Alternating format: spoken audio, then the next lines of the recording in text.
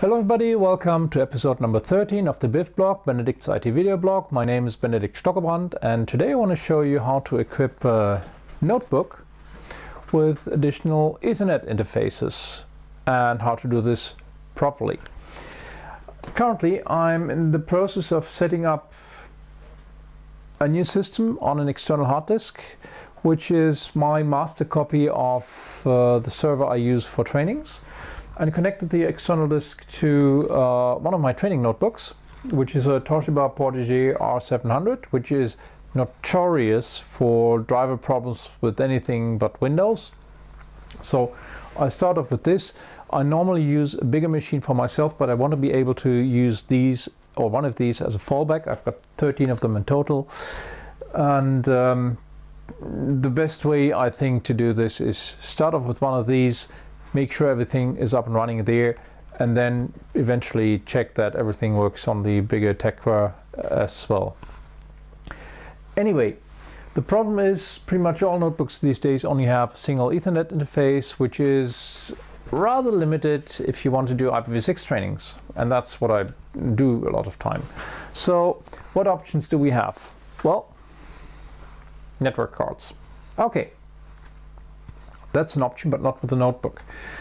When I started to do this, and notebooks usually didn't have any SATA interfaces, and notebook hard disks were simply too small and too slow for the job, I actually had some bare-bone systems set up for this, and I used quad Ethernet cards, which were kind of expensive, but they did the job.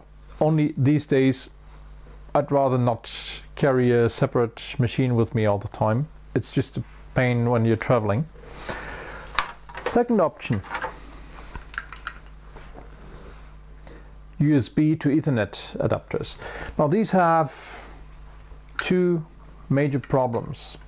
They kind of work, but if you have like half a dozen of these connected through USB hubs to a USB 2 interface, and they don't come as USB 3.0 as far as I know, the USB connection can become a bottleneck, and that's when you get packet losses and things become a bit complicated to watch and to explain. The other problem is every time you reconnect them, reboot or whatever, your interface names change, and sorting these things out is a pain. Yes, you can script it, you can use the MAC addresses to identify the various interfaces, but I'd rather not do. So that's a second-rate solution at best. What I actually use is this. This is a reasonably affordable 8-port gigabit switch, a managed switch, even uses serial interface rather than some web-based nonsense. And being managed in this case mostly means that it supports IEEE 802.1q tagged VLANs. And what's that? VLANs or virtual LANs basically mean that you can group interfaces into virtual networks. So they behave, the single box like this behaves like multiple of these throwaway 100 megabit Ethernet switches I use for other jobs during trainings. And that means, first of all, you can group these so you can have multiple virtual switches inside one physical switch, which doesn't help us so far. But why are they called tagged VLANs? Because it is possible to have multiple switches and connect so-called trunk interfaces which carry traffic from all the virtual LANs over them, and you can actually have one VLAN spread over multiple switches. And that's basically what I do, except that I don't use a second switch, but my notebook, and I use for interfaces or ports 1 through 6, I use VLANs 101, 102, 103, 104, 105, 106. So I get 6 different VLANs and use 7 and 8 as trunk interfaces, 7 as a spare and 8 for my notebook to connect to. And that way I get 6 different interfaces basically. It's sort of a border case configuration, but it works very nice. The only thing that doesn't actually work is that I can't see on the notebook when I disconnect an interface, I don't see a link go down because the trunk interface is still up. But that can be a bit annoying if you want to try some funny stuff with OSPF, for example, but it's actually a configuration that you might run into, so it's not really wrong either. So, question is, how do we set these things up? I'm not going to show you on this machine because it's already configured anyway, and these kind of one of its own kind things. Configuration is always different, and you always have to read manuals, and that's not that very much fun. Aside from that, it's configured for my existing training environment, and I don't just want to nuke the configuration. What we'll use instead in a moment is use my small Cisco, which can do the same thing as well.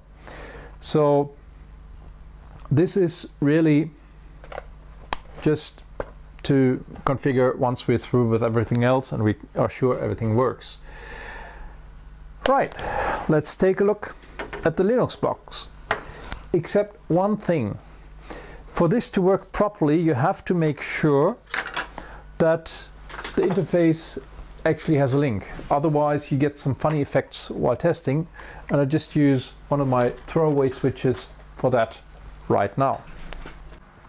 Sudo -I, we do this as root. And first thing we check what we find on the interfaces. ETH0 is up and running, does IPv6, which we will use later on for testing. It's easier than using IPv4. And I've added a couple packages. I've done this through a little script so it's easier to see.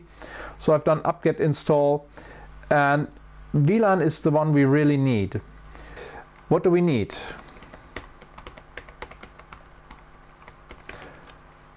First thing is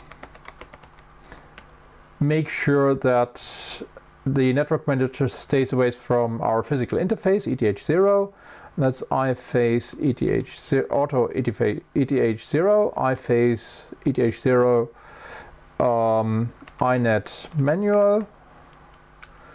And all we do is up sbin if config ETH0 up and down sbin if config ETH0 down. We could actually assign addresses to the interface as well, but that makes things a bit more complicated, and I rather keep this as simple as possible. Next we need our VLAN interfaces, and that's actually fairly simple. It's auto VLAN 101, iFace VLAN 101, iNet manual. Again, I use manual configuration rather than providing a static configuration or DHCP or whatever, because that gives me more control for now, and things will change a bit later on anyway.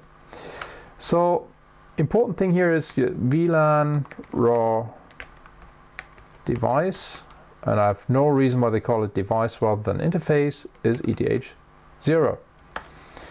And again, we do our up and down clauses.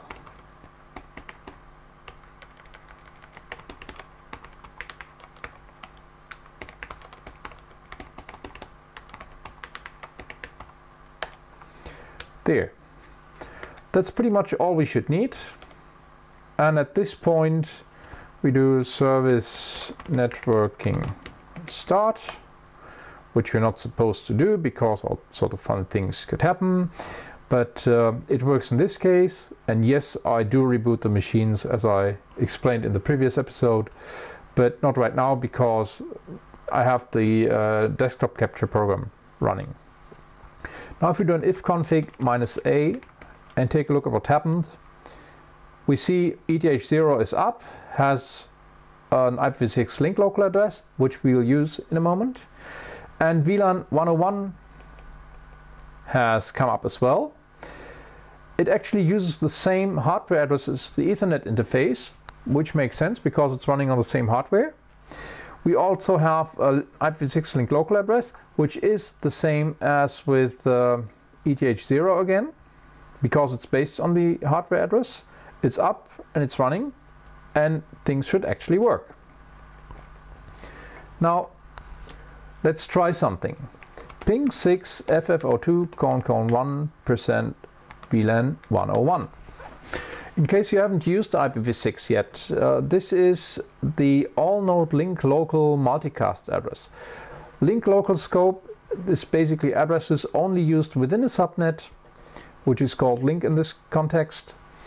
And these addresses are always available on any interface that's up, or things are seriously broken because it's not standard compliant.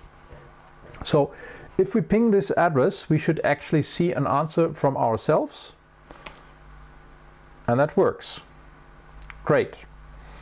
Doesn't make much sense, but it lets us check with Wireshark, and that's what we want to do at this point, because it lets us see a couple interesting things. First thing we do is we capture traffic on VLAN 101,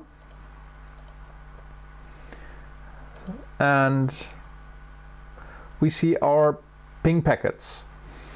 And the interesting thing is 118 bytes, okay, and it's an Ethernet frame, and then Ethernet frame is followed by IPv6 and ICMPv6. Nothing very exciting here, but if we say, okay, let's take a look at ETH0, in addition, we should now see every packet twice, once on interface ETH0 and once on VLAN 101, and we do, and this lets us compare these two.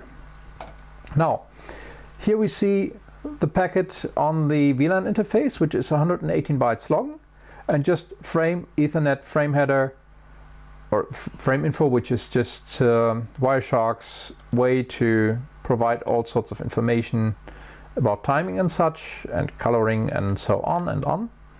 And it's just a plain Ethernet frame header and then IPv6 and ICMPv6.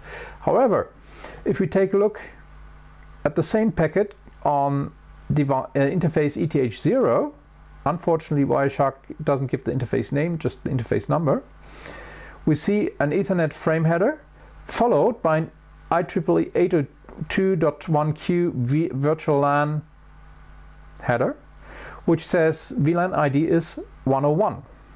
The packet is 4 bytes longer, and it carries this extra information on the wire from ETH0 to our switch we just currently use to make sure we detect a link there. Now, that's how tagged VLANs work, and all that we have to do now is to configure our switch, because on the Linux side we're done. Well, actually what we might do is keep Wireshark running, yes. What we might actually want to do is to add the additional interfaces as well. So, edit the configuration, restart, and if config shows 6 VLAN interfaces, 101 through 106. Good. So, the Linux side is sorted out. Wasn't that bad really, I guess, right?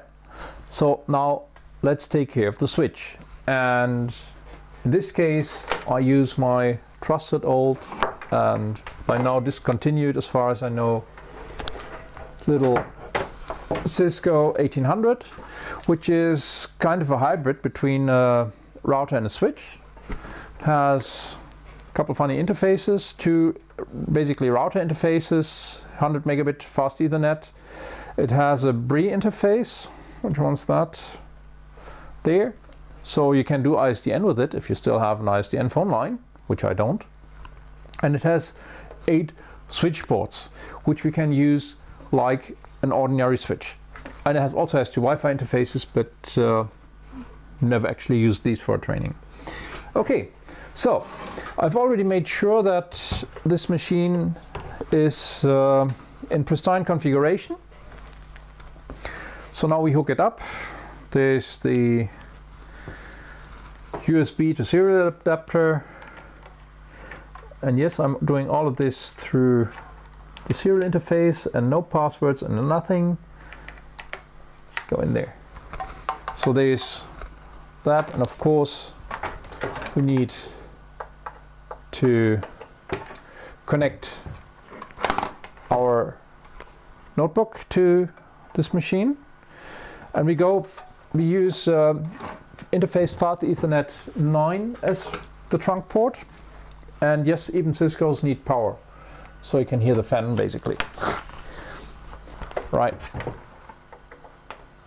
there we go. That's the Cisco. And what we need now is, I'm using CU for terminal emulation. You probably use Minicom or whatever. Whatever works for you. It doesn't really make much of a difference.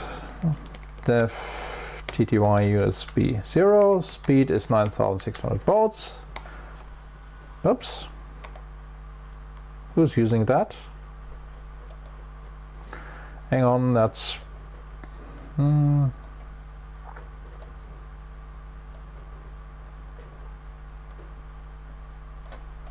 So, here's our little Cisco. Yeah. Usual problems with Linux trying to get control of whatever devices. Turn it on and let it boot, which will take a moment. Okay, minutes later the router is up, and in case you've never worked on a Cisco, it uses some sort of command line interface. There are graphical user interfaces as well, but all real men and women use the command line anyway. Enable enters privileged mode, which basically means administrator or root, whatever. And there is no password set because I didn't configure any. And here's the configuration I'm using. There's pretty much nothing in there. So, important thing is interfaces are unconfigured. And well, now let's take care of these things. Configure terminal. We're not configuring the terminal, but configure the box through the terminal here. And now we need interface fast Ethernet 9, which is our trunk interface. And what do we have to do here? Whoa, plenty of options, really scary. Nothing much we need. You just have to find the right command, which is in this case switch port mode trunk, and trunk switch port trunk allowed VLAN all, which should actually be the default, but you want to be a bit careful about that. And finally, what you should eventually do is no shutdown, so the interface actually gets enabled. You don't need that on the switch ports as far as I remember, but I forgot this so often. I just made it a habit to do it any time. Exit. Now that was switch port. That was the trunk interface. Now we have to configure interface fast Ethernet 2, which will be VLAN 101.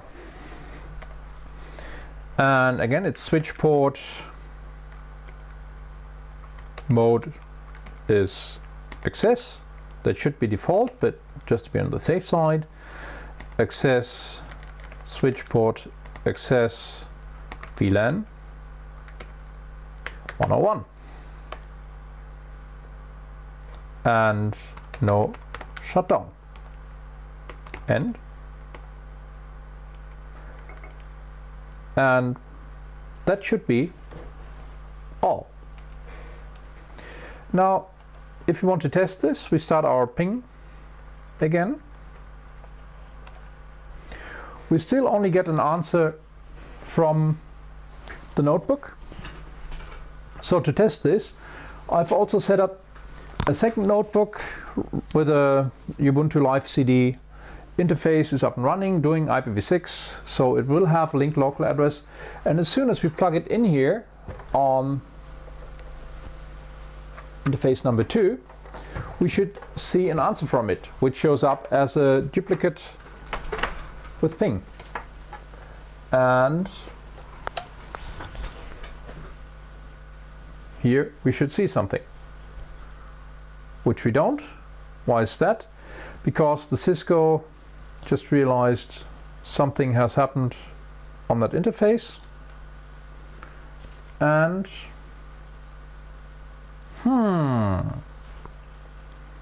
something not yet working. What could that be?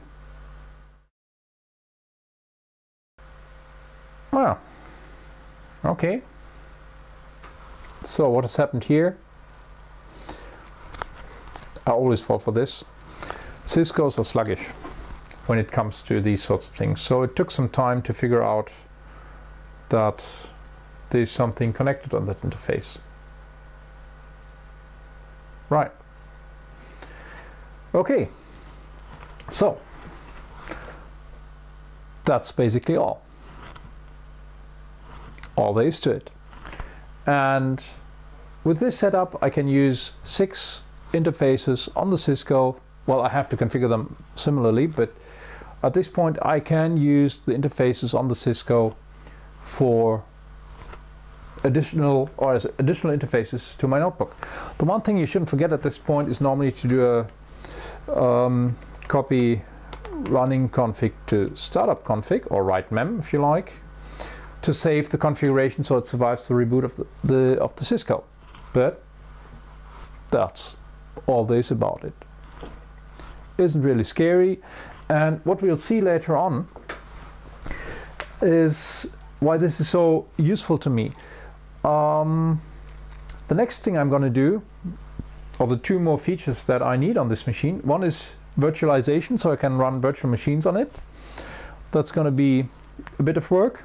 And the other one is I want this to work as an install server for the notebooks. So if somebody messes up a training notebook during a training, I can say, okay, just reboot, do a PXE boot, and get a new installation on it out of a given range of different installations people might want. Or people shop say, but I want SUSE rather than Debian or whatever, and they can download a SUSE image.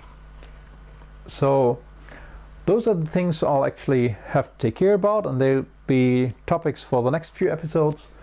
But I think right now I hopefully given you a bit of an idea what can be done. And if you work as a server admin in a large scale virtualization environment, you should really be familiar with this. If you aren't, get started with it as quickly as possible, because you will have to take care of these things inside your machine. It's no longer a network topic as soon as virtualization enters the game. Okay, so much about that. Hope you enjoyed it. If you have questions, comments, think this is complete nonsense, I should have used a soldering iron to add interfaces, whatever, come over to the forum at www.stepladder-it.com/bivblog/13. And if you like this and watch this on YouTube, give it a thumbs up. And otherwise, well, hopefully see you again soon. Bye.